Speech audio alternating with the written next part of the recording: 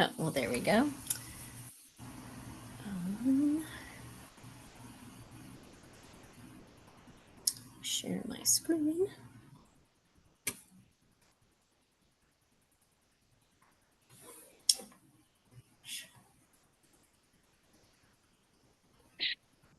All right. Oh gosh, and of course it always starts out way before you want it to.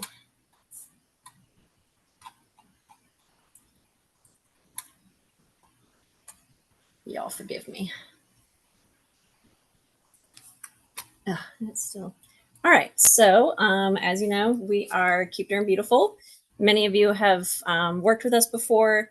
So, just as a little bit of brief background, we're an environmental nonprofit. We were founded in 2004. So, last year was our 20th year in operation. You guys can see the presentation well, right? Just nods is okay. Thank you. Yeah.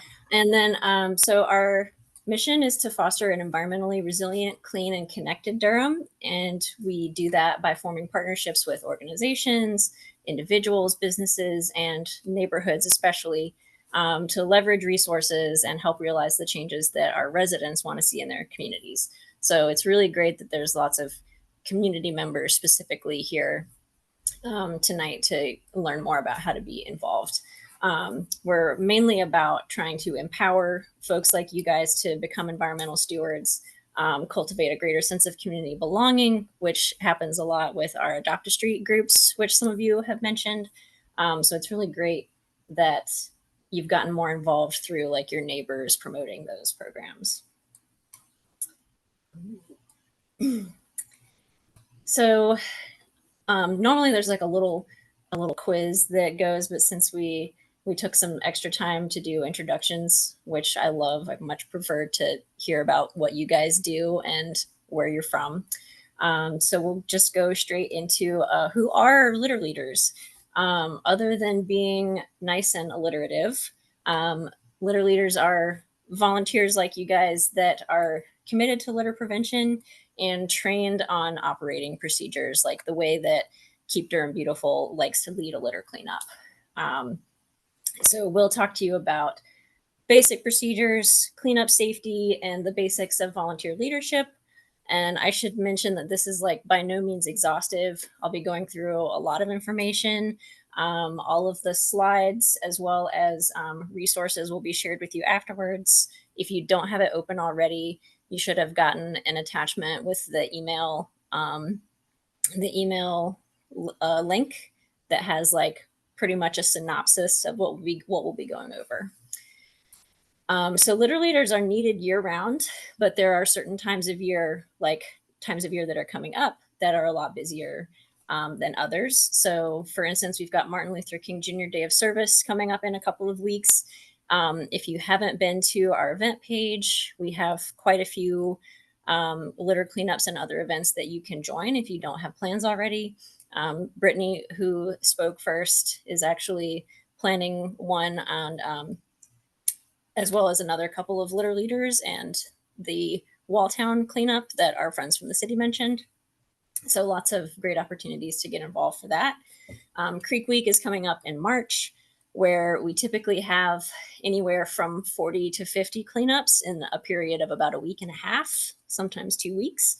So, and we obviously can't physically be there for all of them. I should mention that Keep Durham Beautiful is very small. Myself and Tanya are the only full time permanent staff, and we do make use of AmeriCorps and other interns throughout the year, like on a pretty brief basis, usually 6 to 11 months. Um, just kind of a rotating door of interns. And then Earth Month is obviously very busy. It's pretty much our busiest month of the year. Hundreds of events, thousands of volunteers, and pounds of trash picked up. We're starting to do a lot more for 9/11 Day of Service. And then Big Sweep is probably, we are the tagline is that's the biggest litter cleanup in Durham. And I think this past October, we had just under 50 cleanups, and I can't remember how many pounds of trash. I probably should have marked that down. But maybe if Tanya is not too busy, she could look it up for me and pop it in the chat. But Suffice to say, it's a ton of events. We work with anywhere from 5 to 8,000 volunteers a year. And a lot of that includes litter leaders and school groups, community groups, corporate groups that volunteer with us to do these litter cleanup projects. And if just Tanya and I were to take every group that wants to do a cleanup, we pretty much would never get any time off. So litter leaders are a really important way for us to expand our capability to remove more litter in Durham and work with more volunteers. A lot of you mentioned already the reasons why people might want to be a litter leader. So you care about the environment, you care about your neighbors and your community, you want to be a part of the solution, fostering community. Also for our students, service hours this is a really great way to get service hours for school. If you are trying to fill out a resume, having volunteer, especially volunteer leadership experience, looks great on a resume. And obviously, we all know volunteering is good for you. I like to tell people I primarily got this position through being on a volunteer board and getting more experience through volunteering. So it's a really great way to change your mental state and change your life.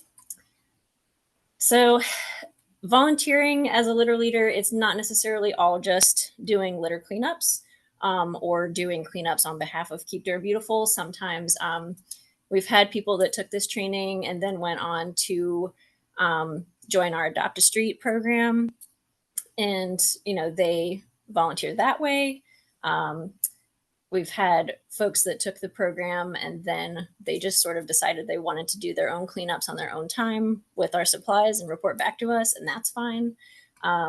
We also occasionally ask litter leaders to represent us at tabling events or at festivals. And then if you like more computer style work, we have a litter hotspot map that I'll talk about a little bit later that we can always use contributions to. And then there's also the potential to lead future litter leader trainings or to give anti-litter presentations to local businesses, faith groups, schools, things like that. One of you mentioned education being an interest, so perhaps we can talk about that afterwards. So it's a pretty relaxed program. So I send out a monthly email with our upcoming opportunities, and those can either be just general, we're looking for people to help us plan cleanups, or it can be there's a group that wants to do a specific cleanup and they need someone to lead them. You can sign up for any that you're available for, usually just via responding to the email and letting me know. If there is an event sign up online, you can also sign up that way. And then you'll communicate with me or Tanya to connect you with the group leader if it's a prearranged group, and then to arrange supply pickup. For the bigger cleanup events like MLK Day, Creek Week, and Big Sweep, we have predetermined dates to do the supply pickups so that it's a little bit easier to schedule all of those. And the requirements to be a litter leader are pretty simple too. Like, you just have to take this training, volunteer around 2 to 3 events per year, which, considering we have several hundred events every year, is pretty good. And then making sure that after there's an event, you return all the supplies, the results card, the sign-in waivers, and all of the things that you used to run the event. Are there any questions thus far before I start to plug into the procedures? And then I noticed that Tanya did put our Big Sweep numbers in the chat if you were curious about that. All right, if we're good to go, I will launch right in. So there's a couple of different steps to leading a litter cleanup. Obviously, you want to get prepared for the event. You're gonna have the event. There's a lot of important steps on how to dispose of the trash afterwards. Taking pictures, like this really great picture on the screen, is an important part of the program, because this is how we use pictures for presentations like this. We put it in our annual report. It's not just about social media, but that is, a really helpful thing to show people the work that we're doing. And then recording the results because, as my City of Durham friends that are on here can tell you, data is important and it tells a story. So, getting prepared, as I mentioned, you can either choose an event that I offer in the monthly email, or at any time you can email me and say, "Hey, Dawn, I would like to do a cleanup in Walltown. This is the date and time I'd like to do it. When can I come and get supplies? Can you post it to the website so I can get more volunteers?" It's as simple as that. Um, and that is, the nice thing about that is it's to your availability. So if you have a free weekend, you want to do a cleanup and you want to have a few more people to help you out, just reach out to me and I can help you get that set up. If it is a particular group that wants to do a cleanup, we'll usually connect you with their group leader just so that you can make sure that they know someone's going to meet them. So they have your contact info. And then typically the litter leader will be the person that comes to pick up the supplies before an event like that. We do ask that you become familiar with your project site, especially if it's a place where you haven't spent a lot of time before. Just do a quick visit beforehand. If we have a hotspot info sheet for it, we'll give you that. Usually has pertinent info like the best place to park, where the most littered areas are, what size group it's good for, the most common hazards, things like that. And again, filling out these sheets for all of the places where we send volunteers is another great way that you can volunteer as a litter leader. And again, so making sure that you have that information, since you'll be the primary point of contact for the volunteers that are showing up. So making sure that you have an address where they can meet you, knowing where the volunteers can park, whether or not there's bathrooms available, and then what the volunteers should wear and bring with them. As I mentioned, we will prepare the supplies for you. Typically, you'll just let us know, hey, I want to come Thursday afternoon. We'll have the stuff ready for you. We are in the City of Durham General Services, so we're in an office building. We keep fairly regular office hours, but if that doesn't work for you, we do have a drop box outdoors that we can put the supplies in for you and you can pick up at your convenience. Litter kits include a variety of tools listed here. Pretty much all of these will be like in every kit, unless if you know that like, oh, I already have a collection of grabbers myself, or I know I have a ton of trash bags, you can let us know. We don't necessarily have to include that. But otherwise, if you don't say otherwise, it's going to include all the things listed here. This is an example of the sign-in sheet that we will give you along with a couple of other sheets of paper on a clipboard. It's important to have everybody sign in. The email portion, if they're not comfortable giving their email on this, that's fine. The main thing about the email is that we afterwards can send them like pictures and thank you and metrics and all of that. But also we do add everyone who provides an email to our newsletter list. And you can let people know that ahead of time. If they don't want to, that's fine. The newsletter is pretty much just a way to find out future opportunities and also to see if you got a shout out for your event in it. But just making sure that they sign in and that we have the number of people captured. Thanks, Amy. I write the newsletter myself, so it's nice to hear that people enjoy it.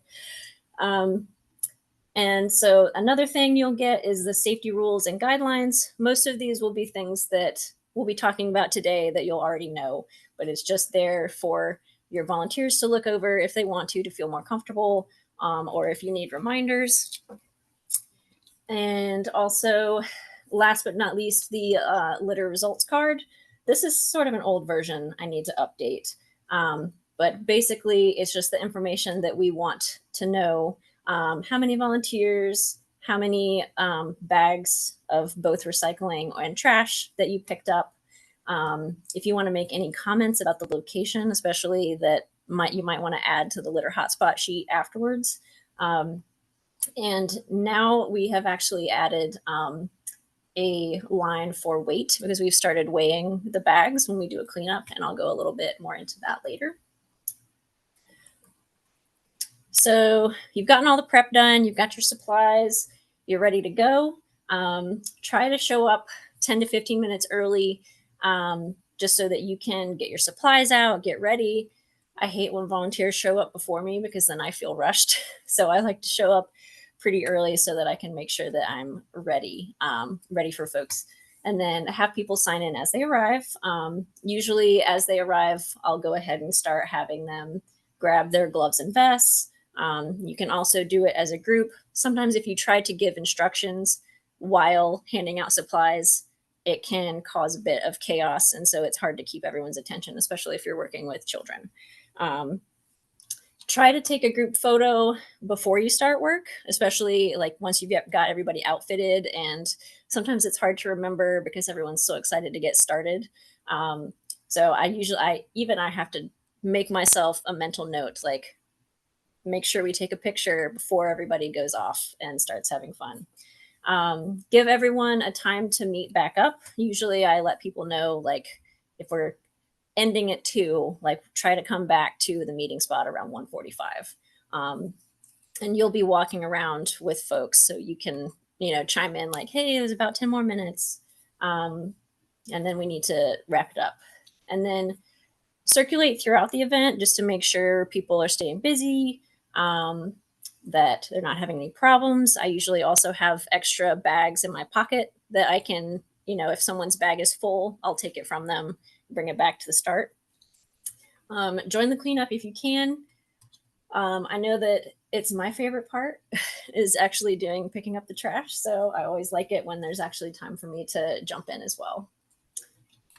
So the introduction is the scariest part for sure, even for me. So it can be pretty much as complicated as you want it to be.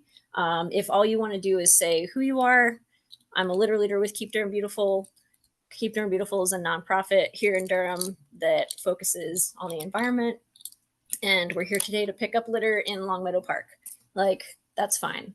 If you want to get more complicated with it, we do have there's some more information in the next couple of slides, and also in the Google Drive documents that Tanya's already shared in the chat. So if you want to, there's a sample script in the document that I shared with you earlier as well, so you can look that over. Any information that you have about the location. So like if you are doing a cleanup at Longmeadow Park and you happen to know the particular history, that kind of placemaking really makes a difference as far as people feeling like they're making a difference in that environment. Explaining the logistics, specifically where to pile the bags, which is something that I'll go into a little bit later because it's a really important piece of the procedure. Explaining to people that black bags are for trash, are things that are going to the landfill, and white or clear bags are for recycling, which for our purposes is just bottles and cans. And paper products aren't usually in a good enough condition to recycle. And then safety instructions is the next big piece. So situational awareness is probably the biggest thing. Like if you have done your visit beforehand, you know what things to look out for. Like if you're on a road or you're in a park that has a creek and there's one really steep slope, if you've happened to notice that there's poison ivy, usually I'll try to find a poison ivy leaf, that I've picked with my gloved hand to show people, because a lot of people don't know what it looks like. The spring and summer months, there's definitely a lot of places that have a lot of poison ivy, so it's good to know what it looks like. So make sure people know about those particular hazards that are unique to your site. And then make sure that people aren't putting sharp or heavy objects in a trash bag, because that can be a hazard. You can, if you swing the trash bag and hit your leg, you can cut your leg open. Nobody wants that. And if anything's like really heavy or bulky, it's fine to leave it out of a bag. You can just make a separate pile of bulky items. Anything that people are uncomfortable with picking up, they can leave it. We're not forcing people to pick everything up. That being said, if there's something that you think is a hazard, definitely call 911 or the police. I have never been on a cleanup where we found a weapon or anything like that, but it is possible. I have met other people that have. So just know that there are other people you can call if you find something like that. Needles are something that we do find fairly regularly. If that happens and the volunteer is willing and able to pick it up with their grabber, they can find a plastic bottle that has a cap, put the needle in the bottle, cap it, and throw it away. Do not recycle bottles that have needles in them. And then general safety stuff, wear the appropriate clothing, closed-toed shoes, bring a hat, drink lots of water, especially if it's, summer. All of our basic keep yourself safe at events sort of safety stuff. And I'm not going to go through all of this just in the for the sake of time, but we do have copies of this watershed map. They're really nifty. It's a great way to show people where they are on the map and what their impact can be on water quality just in their little area.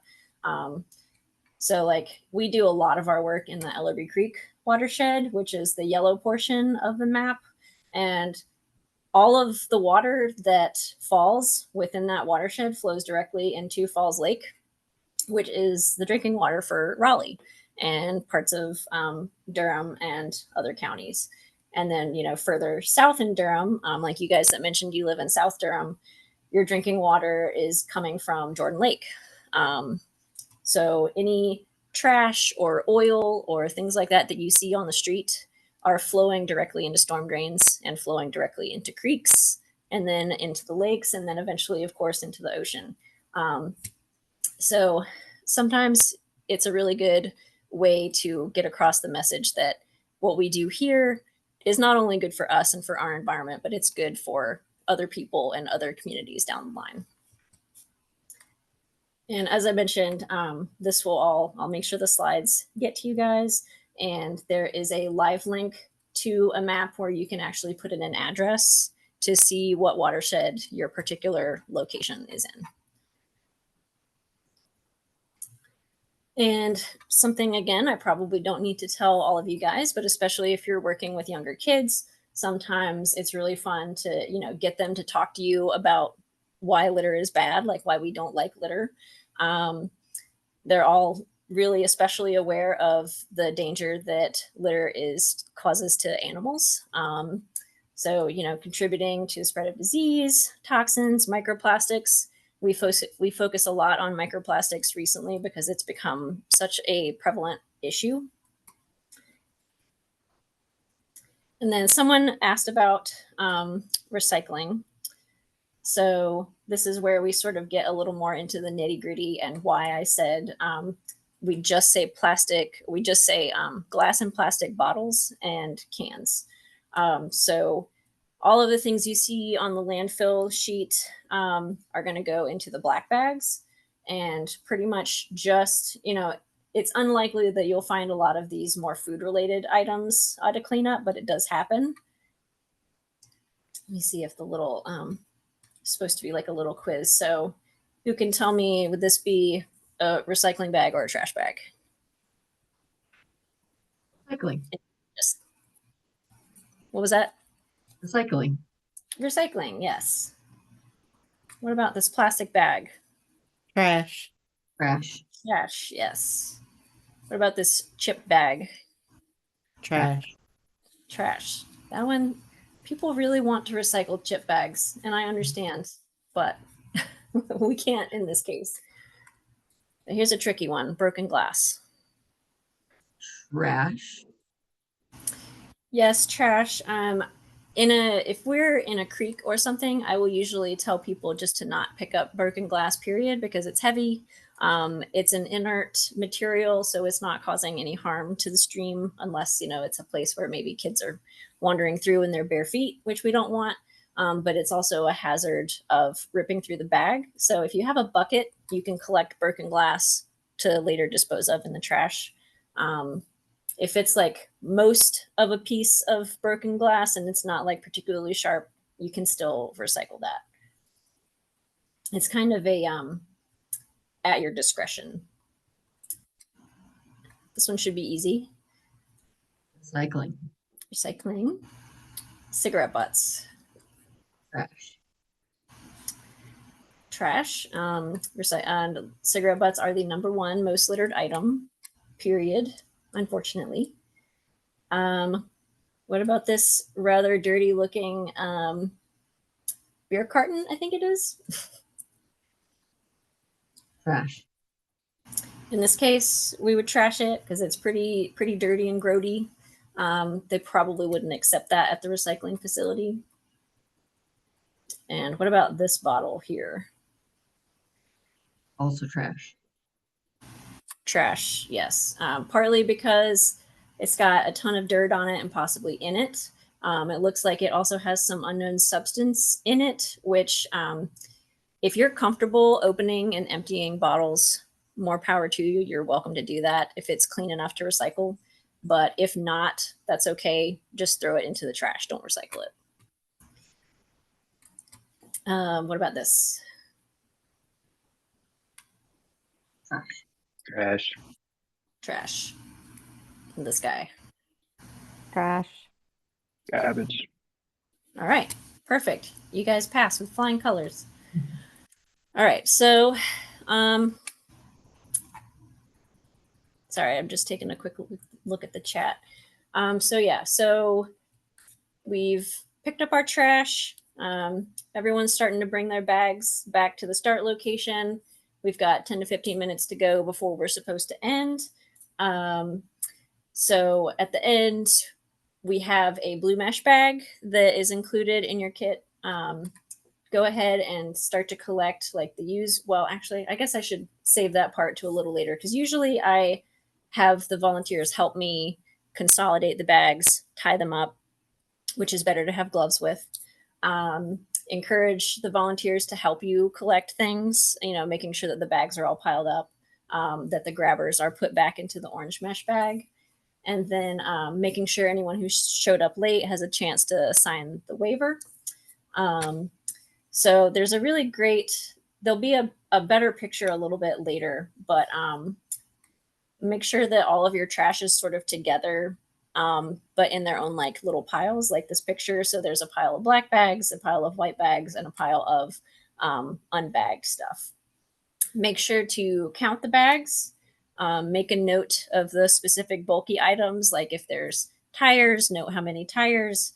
You don't have to list every single bulky item that you collected, but just a general, like several pieces of plywood, a couch, 2 shopping carts. It happens. You find literally everything on these litter cleanups. And then once you have everything kind of sorted, Ed is doing a great job showing how to weigh the bags. Here we have little fish scales that we include with your kit. And especially if you're working with like kids or younger volunteers, this is really great and really relevant to them if they've had like a science class before, because they get to have a data collector and a recorder. So it's a great way to get the volunteers involved with this aspect of it. Have one person take the weight and then another person mark it down and then add it up at the end. Oh, nice, Eric. Yeah, there's always a bunch of fun stuff in Sherwood Park. It's really great. And then, so I chose this picture because it's a great example of a really good volunteer picture afterwards. All of the trash is in there. Got all the volunteers in there. Everyone looks happy. I think that's Princess, one of our former interns, posing in front. It's always nice to get fun with it if you can. And so to the biggest piece, really. So collecting litter is pretty easy and pretty fun. What happens after the litter cleanup is over is the biggest obstacle. So getting rid of or piling the trash bags to be collected. We have a really great partnership with the city and the county of Durham. So the Durham Neighborhood Improvement Services staff are typically the people that pick up the trash from our cleanups that happen within city limits. And they pick up a lot of our trash, and it's totally not something that is, necessarily something that they are beholden to do. So we want to make sure that they continue to do it for us as long as we possibly can, because it's a really, really great service and they're really great folks. So picking a location to pile the trash can be the trickiest part, because you want to make sure that it's somewhere that is easy for NIS staff to find, somewhere that's accessible from the street so they can pull a truck up alongside it to either throw the bags in the back of a pickup or use a bucket truck with an arm to pick it up. Make sure that you're not blocking any sidewalks or driveways or any other walkways. And then making sure that it's not next to any obstacles like fence posts, telephone poles, street signs, things like that, or like existing garbage infrastructure like other garbage cans. And then afterwards, letting us know where we can find your trash so that we can share that location with the Neighborhood Improvement Services group. And the next slide is a great video just to show you why we have all of those rules in place about where to throw your trash. So this is the Neighborhood Improvement Services team coming after a cleanup to pick up the trash. This is Drew at Drew Granby Park, and there's always a lot of really bulky, weird stuff in the creek there. So this is when the truck like this is very helpful.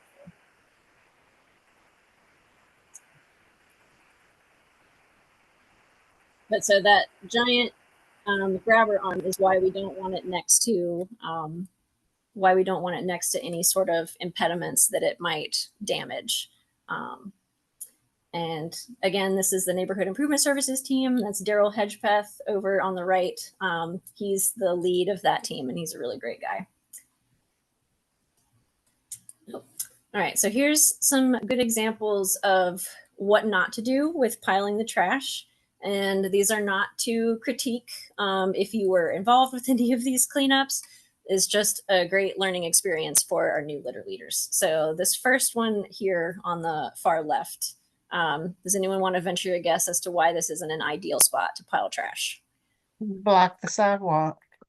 It's blocking the sidewalk, yes. Also, if they were to come to collect this with the bucket truck, it's sitting right there next to this ledge. So they might, knock that metal pole off, and that wouldn't be good. What about the top picture? Right next to the trash can. Right next to the trash can. It's hard to tell in this picture, but it doesn't look like it's very close to like a road or somewhere. So someone would have to, park and walk, and then walk the trash bags back to their truck. So not ideal. And then the bottom picture, which the quality is not great, so I apologize for that. But what are the problems here? Fence posts. We got all the fence. bulky It's stuff. Mhm. There's cars. Yeah, so it's not somewhere where a truck could easily pull up alongside it.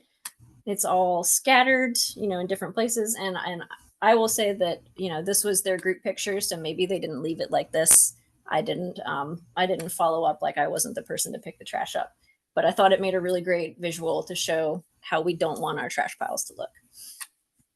It's also, important to keep in mind for safety reasons, like they are human beings that are picking up the trash. So you want it to be as obvious as possible what the more dangerous things might be, like rusted metal or things that, could cut or poke. And then also just, neat and tidy, all nice and closed. That is a good thing about these pictures. Like almost all of these bags are nice and closed, so that if it is a claw grabbing it, they won't bust open. And if it is a person just picking it up and putting it into the back of the truck, that it's easy for them to just grab and throw. Any questions thus far? I know I'm moving pretty fast and we have about 10 minutes left. Do you have an really- example of a Oh. container that will hold needles? I don't. Tanya might be able to put a link in to like the kind of sharps containers that we buy. They're usually, they're the kind of thing that you might get at Public Health. The little red, like sort of boxy containers. Most often, since we don't always have one of those to go with every single group, especially during the busy times, we just tell people to use a plastic bottle, like an empty plastic bottle that has a lid, so that they can put the needles in there, close it, and trash it. If that's helpful. And then last, so we're getting to the end here. As I mentioned, taking pictures, especially like fun pictures like this, it's really great to use for presentations, for social media, for grant proposals, for end of year reports, and also just we really love to see the pictures of people working and having fun. If you have your own accounts and you feel comfortable, you are more than welcome to share and tag us. We love it, and we'll share it and amplify it from there. Obviously, that's not required. An extra step if you're willing to do it. It's great. And you can do either a before picture or an after picture or both, but as long as you get one of them, like that's awesome. And then recording afterwards. So most of the time you're going to have that clipboard that I mentioned that has the results card, the physical paper results card on it to fill out. But if you have just done sort of an impromptu event, or you've done something on your own time and you want us to know about it, we have this volunteer reporting form online. The link will be available. You can search our website, but also we'll send the link with all of the other resources afterwards. And then returning all of the supplies as soon as you can after the event. If it's a weekend and you're close, you're more than welcome to just drive over and put it in the Dropbox that's on the outside. Otherwise, you're welcome to just wait until Monday and bring it in after that. And then making sure to include any additional information that you think might be good for future litter leaders or volunteers to know about that site. Like, oh, we found a really great place to put the trash, at this location, or there's a really steep slope in this one part, so we tried to steer volunteers away from it, things like that. I'm not going to make you guys do this, partly because we don't have much time. But it is, it's a good thing to, look over just to get yourself comfortable with the way that you can talk about Keep Durham Beautiful and also just about litter cleanups in general. So what's next? I'll share the resource folder with you tomorrow. Make sure to go ahead and add my email address to your trusted contacts list so that those messages don't go to spam.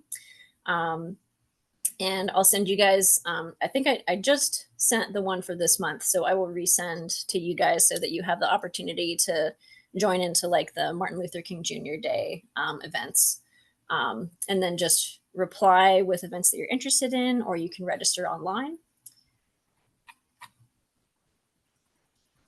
Oh, and let me know if the email that you provided in your registration isn't the email that you prefer for these kinds of things, like volunteer opportunities.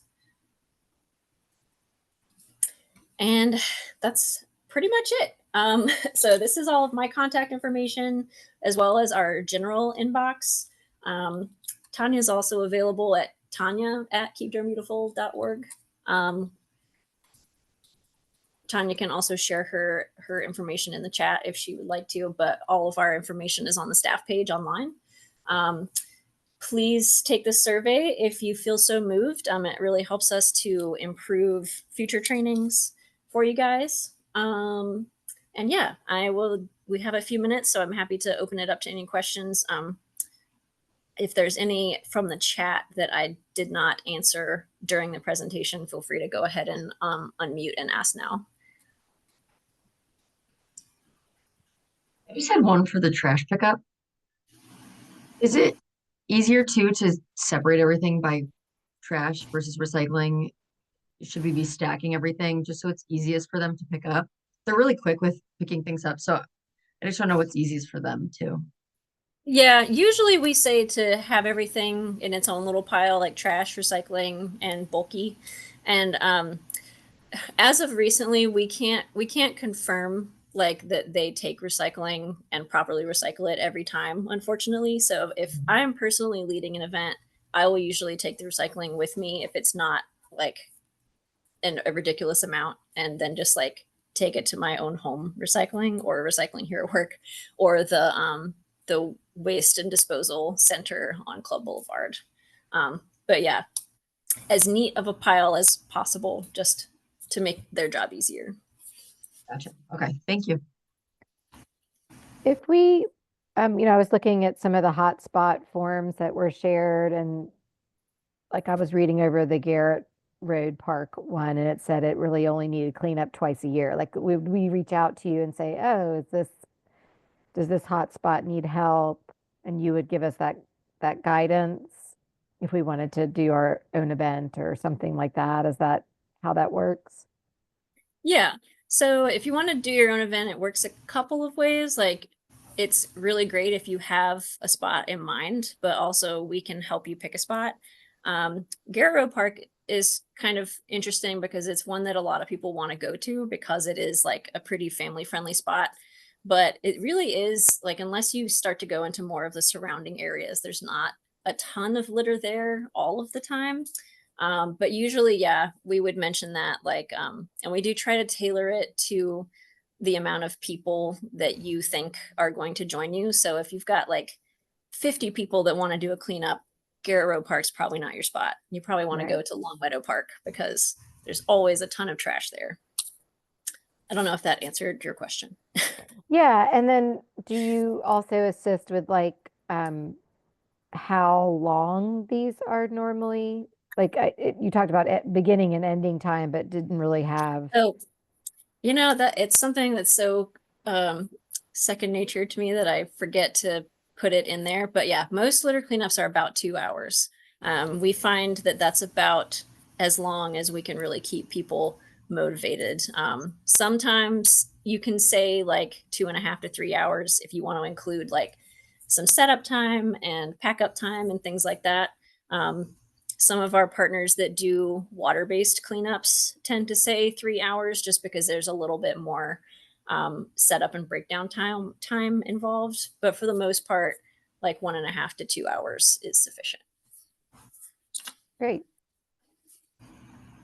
We definitely want to prioritize people's safety. So I just wanted to ask about cleanup initiatives alongside like some roadways. Like specifically, I'm thinking about like Old Oxford Road near like Trayburn Park, areas like that where Little River and Ellerby Creek will kind of run through. I know those places are pretty heavily littered. Just it's mostly just traffic that runs through, and I know it's a lot of industry that runs through there as well. But wanted to see like what your kind of thoughts or recommendations would be to try to get a group to be, I guess, in an area in which is more along a highway and not rather like a park or something like that. Mm-hmm. So we follow the NCDOT Adopt a Highway guidelines for roadside cleanups. I'm not sure if we might have those linked somewhere on our website, but I can also send that to you guys in your resource folder. But the only real difference is that, they recommend working in smaller groups and doing one side of the road at a time, walking on the opposite, like walking opposed to traffic. So walking against traffic because you're more visible that way. And also, especially if it's like a high speed but like low volume road, you want to stay on one side so that drivers feel comfortable going into the other lane to get around you. They're not afraid of like, oh, if I go around them, I'm going to get too close to the volunteers on the other side of the road.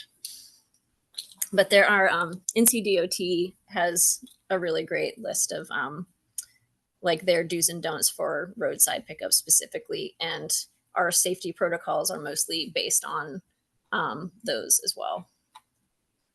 And it looks like Tanya's Perfect. doing a really great job of I see posting that. links. So thank you, Tanya. Really appreciate that. Thank you.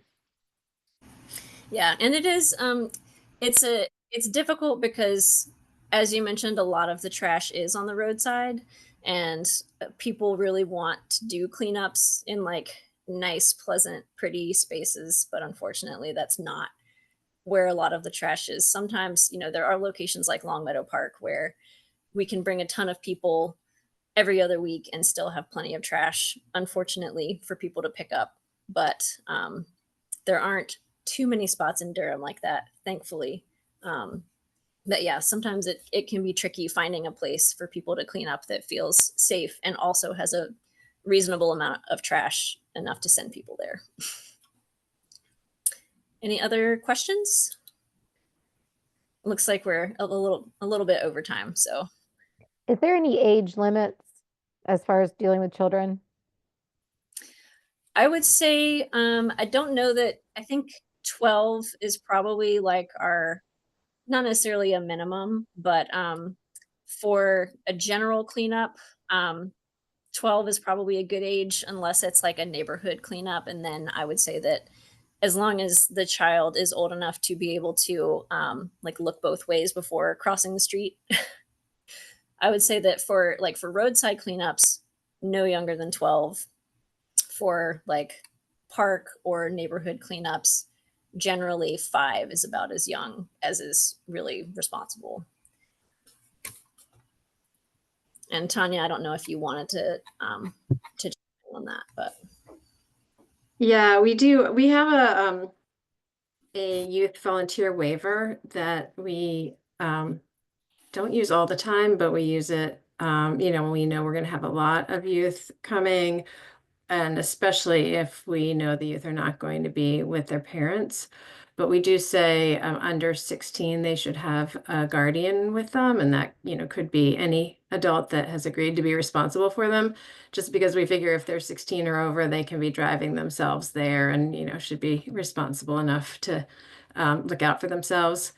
Yeah,